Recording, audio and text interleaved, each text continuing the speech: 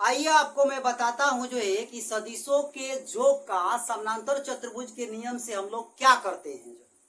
तो देखिए, सदिशों के योग का जो समानांतर चतुर्भुज का नियम है, इसकी मदद से जो है कोई भी दो सदिश का हम लोग जो है परिणामी निकाल सकते हैं। कोई भी दो सदिशों का योगफल का जो परिणामी है, रिजल्टेंट है, वो कितना होगा, वो फॉर्मूला से जो है हम लोग निकाल सकते हैं। तो देखिए क्या कहते हैं सदिशों के योग का समानांतर चतुर्भुज का नियम, जिसको इंग्लिश में हम लोग कहते हैं पार्लेलोग्राम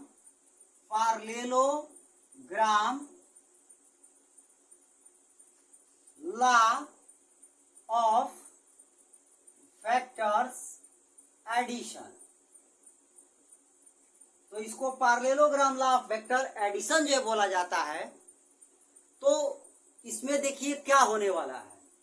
तो कोई भी दो सदिशों को जोड़ने के लिए मान लिया जाए कि एक सदिश ये आपका ए है, ये दूसरा सदिश ये आपका बी है, इसको हमको जोड़ना है, ऐड करना है। तो देखिए समानांतर चतुर्भुज के नियम में हम लोग क्या करते हैं जो है कि दोनों सदिशों को टेल से टेल मिलाते हैं और टेल से टेल मिलाने के बाद एक समानांतर चतुर्भुज का निर्माण करते हैं। जैसे इन्हीं दो सदिशों को हमको जोड़ना है, तो इन दोनों सदिशों को हम लोग जो क्या करेंगे, पहले इसको टेल से टेल को जो है मिलाएंगे जो है। तो ये टेल से टेल को हमने जो है मिला दिया और मान लिया जाए कि ए और बी के बीच का जो कोण है वो थीटा है। अब हमको क्या करना है इसमें, तो समानांतर चतुर्भुज पहले क्रिएट करना है।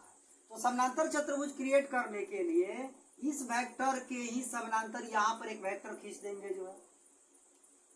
तो हमने एक यहाँ पे जो है वेक्टर खींच लिया, इसको क्या नाम देंगे, ए।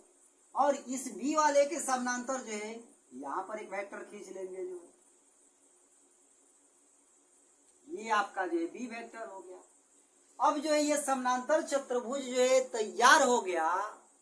अब रिजल्टेंट जो है ए और बी का कौन सा होगा, तो रिजल्टेंट आपका जो है ये ए और बी जहां पर इसका टेल से टेल मिलता है वहीं से जो विकर्ण जाता है वह आपका रिजल्टेंट बनता है आर। और ये आर भी क्या होगा, ये भी एक वेक्टर ही होगा जो है, क्योंकि दो सदिशों को अगर हम जोड़ते हैं तो हमें सदिश ही प्राप्त होगा जो है। ठीक है, तो इतना सब कुछ करने के बाद जो है अब हमको क्या करना है कि ये जो ये वाला वेक्टर है इसको थोड़ा सा जो है इसे आगे जो है बढ़ा देना है, या ये कहिए जो है कि यहाँ पर एक क्षैतिज लाइन जो है हम लोग आगे खींच देंगे। अब जो है इस वाले पॉइंट से हमको क्या करना है कि इस पे इसे लंब डाल देना है। तो ये हमने जो है लंब डाल दिया, जो ये आपका जो है लंब हो गया। अब आपसे पूछा जाए जो है कि ये वाला जो एंगल है वो कितना होगा, तो ये वाला एंगल भी जो है थीटा होगा। क्यों थीटा होगा, क्योंकि ये दो समानांतर लाइन है, समानांतर लाइन को ये तिर्यक लाइन जो है काट रही है, तो संगत कोण आपस में क्या होते हैं, बराबर होते हैं। इस वजह से ये थीटा है, तो ये भी आपका थीटा हुआ। अब इसका हम लोग थोड़ा सा नामकरण कर देंगे। मान लिया जाए कि ये इसका नाम ओ हो गया, इसका नाम पी हो गया, इसका नाम जो है एम हो गया और इसका नाम जो है एन हो गया। तो हम लोग जो है अब ये जो पी एम एन ट्राइंगल है, इससे हम लोग जो है एम एन का और पी एन का मान निकालेंगे जो है। तो कैसे इसका मान निकलेगा, तो लिखेंगे जो है कि समकोण त्रिभुज पी एम एन में, पी एन एम में, अब इसमें हम लोग लगाए जो है साइन थीटा। अब साइन थीटा बराबर क्या होता है, तो आप कहेंगे कि लंब बटा कर्ण होता है। इस थीटा के लिए लंब हो जाएगा जो है पी एन और कर्ण हो जाएगा जो है आपका पी एम। अब यहाँ से पी एन का मान निकाल लिया जाए तो पी एन बराबर जो है आपका हो गया पी एम साइन थीटा। और जो पी एम है इसका जो मैग्नीट्यूड है, जो परिमाण है, वो कितना है, बी है, क्योंकि यही वाला वेक्टर तो यहाँ पर है, तो ये बी है, तो ये भी बी होगा जो है। इसका मतलब कि पी एन बराबर जो है पी एम के जगह पर हम लिख सकते हैं क्या, बी। तो ये आपका हो गया बी साइन थीटा जो है। अब इसको 1 मान के छोड़ दीजिए जो है, ठीक है। अब इसी प्रकार से जो है हमको इस एम एन का मान निकालना है, तो तो इसमें हम लोग लगाएंगे जो है कॉस थीटा। कॉस थीटा बराबर जो है आधार बटा कर्ण होता है। आधार आपका हो गया एम एन और कर्ण आपका हो गया जो है पी एम। ठीक है, अब यहाँ से जो है एम एन का मान निकालेंगे तो हमको मिलेगा जो है पी एम कॉस थीटा। अब जो पी एम है इसका मान जो है बी है, तो पी एम के जगह पर हम लिख देंगे बी और ये आपका कॉस थीटा। तो इस प्रकार से जो है हमें पी एन और एम एन का मान जो है मिल गया। अब देखिए ये मान निकालने का एक और भी तरीका जो है था कि ये जो है ये क्षैतिज से थीटा एंगल बना रहा है, तो सीधे सीधे कहते कि जिससे ये थीटा एंगल बना रहा है उसको हम कहेंगे जो है कि बी कॉस थीटा। तो इधर ये आपका हो गया बी कॉस थीटा और ये वाला जो है ये वाला ये आपका जो है बी साइन थीटा हो जाए। यदि आपने जो है सदिशों का घटक थोड़ा बहुत पढ़े होंगे तो जरूर आपको पता होगा जो है कि ये जो है सदिश बी है, इसका जो क्षैतिज घटक है वो बी कॉस थीटा होगा, एंड जो इसका ऊर्ध्वाधर घटक है, इसका जो ऊर्ध्वाधर घटक यहाँ पे आएगा उसी चीज को यहाँ पे लिखेंगे, वो आपका जो है बी साइन थीटा होगा। तो ऐसे भी हम लोग कह सकते थे, या देखिए हमने निकाल भी दिया जो है। अब इसमें क्या करना है जो है कि अब हमको ट्रायंगल ओ पी एन लेना है। कौन से त्रिभुज? तो त्रिभुज ओ पी एन में, और ये भी एक कैसा ट्रायंगल है? तो समकोण त्रिभुज है। और इसमें हमको लगाना है जो है पाइथागोरस का सूत्र जो है, क्या लगाना है? पाइथागोरस का सूत्र जो है। अब पाइथागोरस सूत्र इसमें हम लोग लगाएंगे तो देखिए ये आपका जो है ट्रायंगल हो गया समकोण त्रिभुज।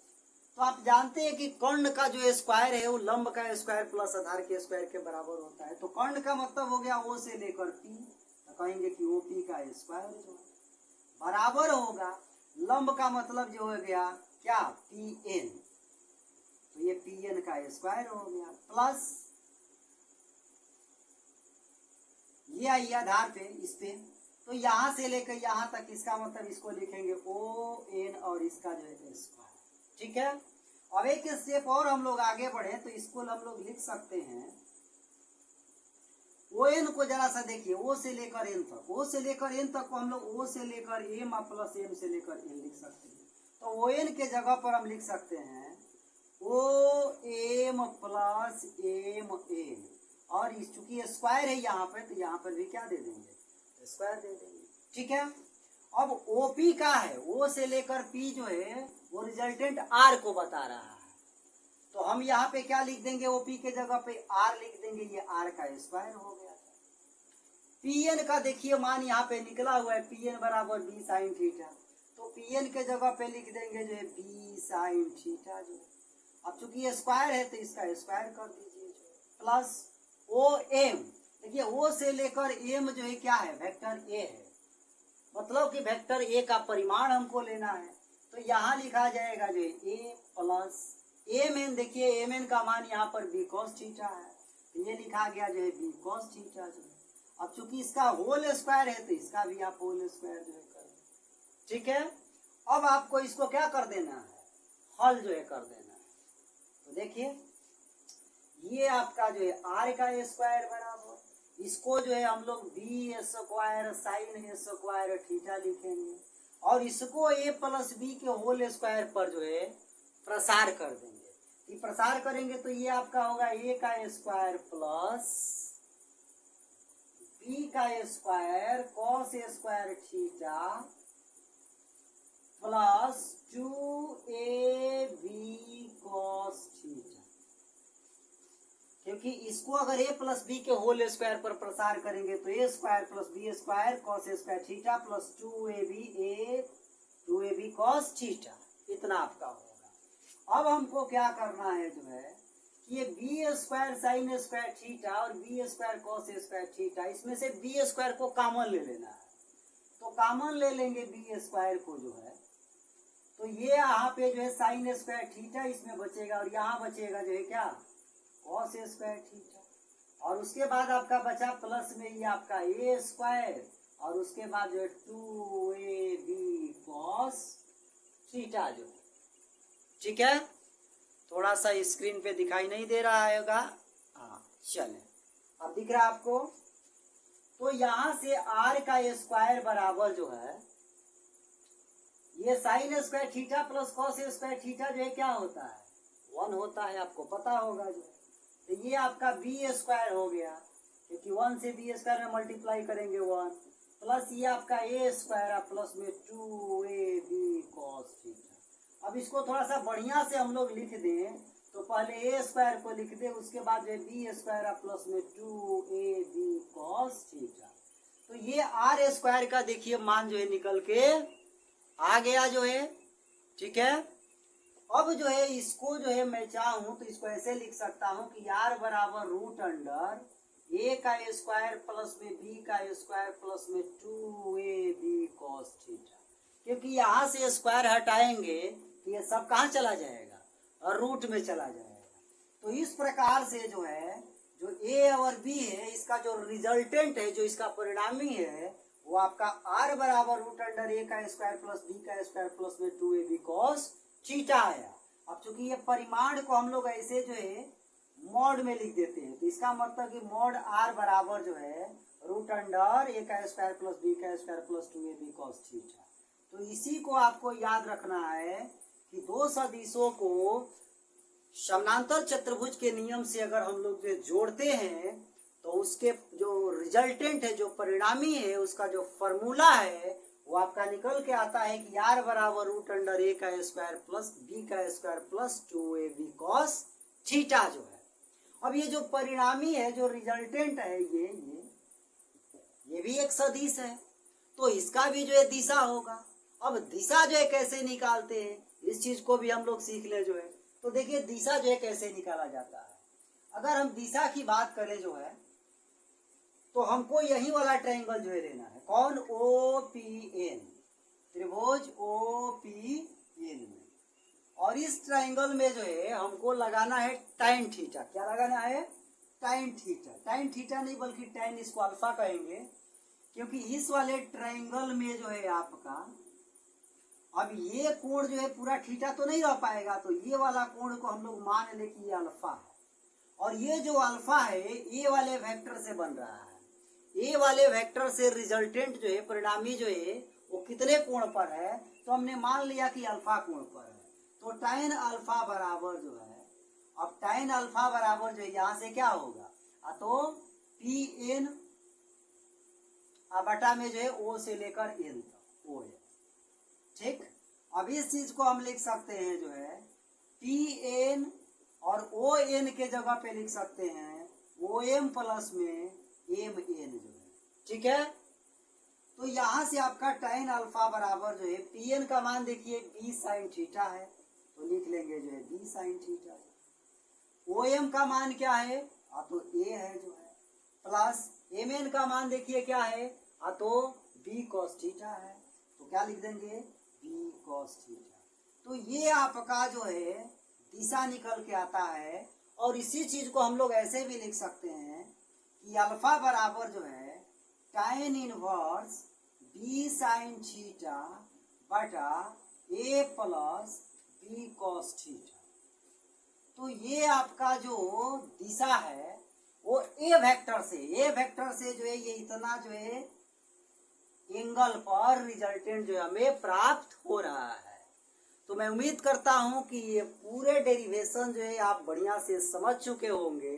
फिर भी यदि कोई डाउट रहता है तो आप जरूर जो है कमेंट करें, हम आपके डाउट को जो है जरूर क्लियर करेंगे।